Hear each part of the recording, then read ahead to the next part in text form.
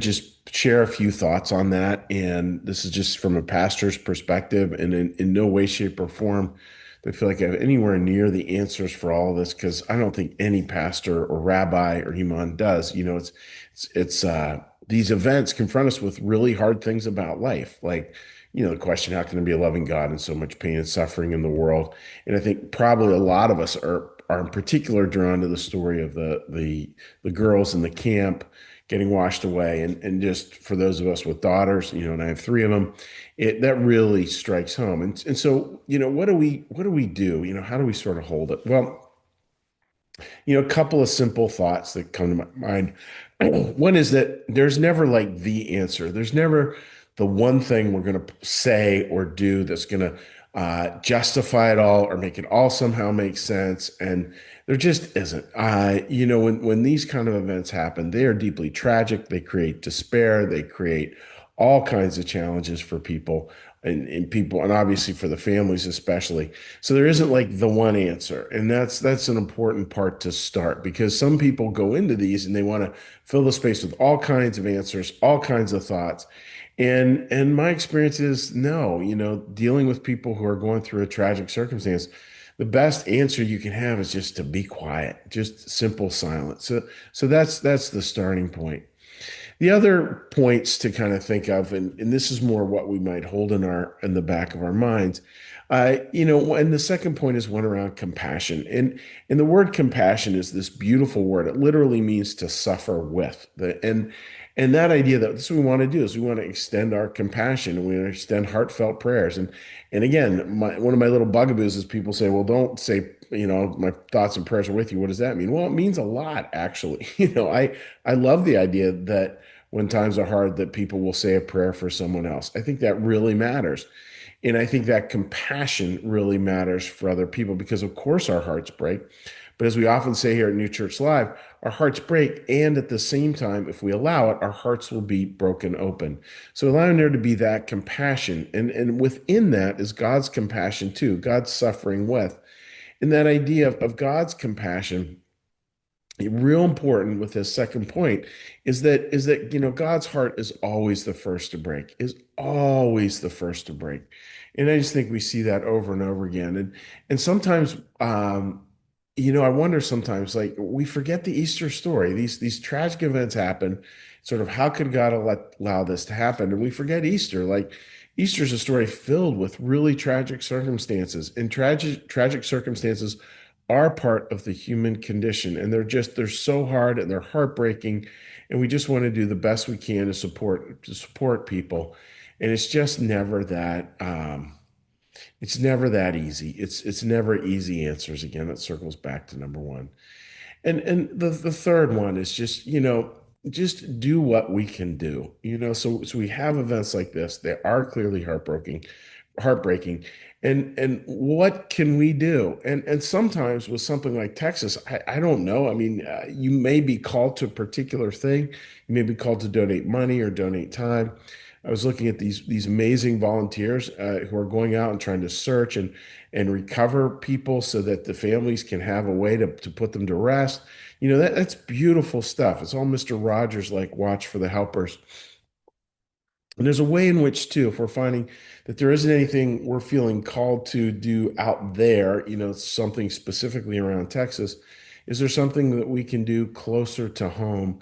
And that may be just as simple as remembering again to hold your loved ones closely, because we just never know. I mean, life is a fragile, beautiful journey. And we just don't know. We don't know what tomorrow's going to bring.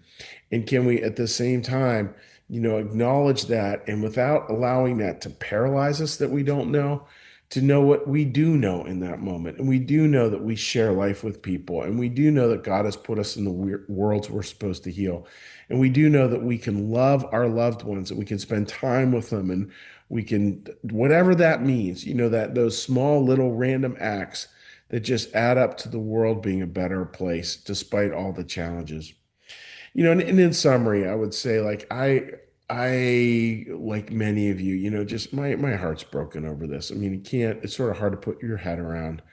It's hard not to think about those families and the struggles they're going through with anything but huge amounts of grief. And so I think that's part. And then the other part is just we acknowledge the grief.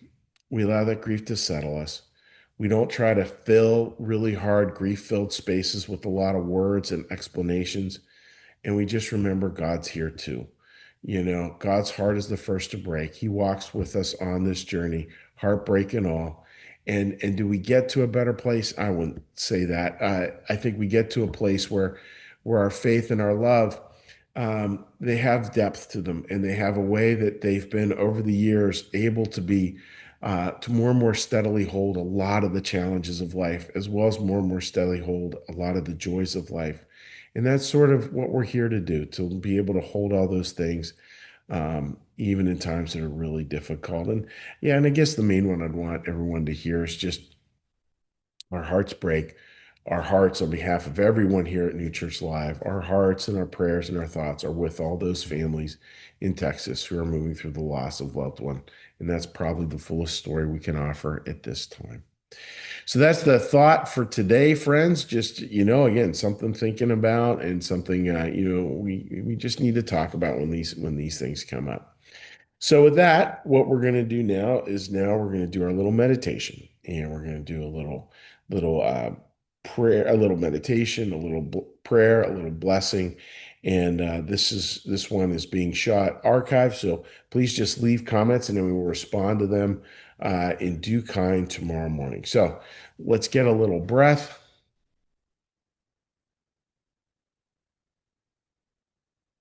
and a meditation. Be still and know that I am God. Be still and know that I am. Be still and know that I.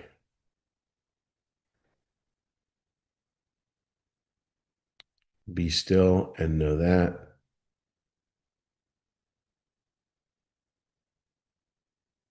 Be still and know.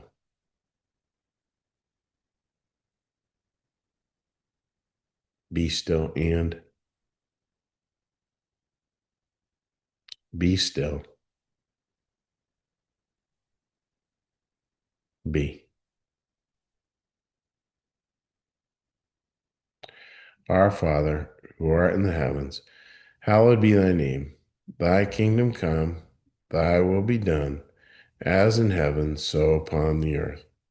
Give us this day our daily bread, and forgive us our debts, as we also forgive our debtors. And lead us not into temptation, but deliver us from evil. For thine is the kingdom, and the power, and the glory forever. Amen. May the Lord bless you and keep you. May the Lord make his face to shine upon you and be gracious unto you. May the Lord lift up his countenance upon you, bring you peace, and bring you home. Amen. Have a wonderful day, friends. Blessings on everybody. And when we're contemplating these things, again, a hard time, but lots of heartfelt prayers and heartfelt blessings going out there. Have a good day. Bye-bye. Like our content? It's funded by viewers like you. Please consider becoming a sustaining supporter of New Church Live today.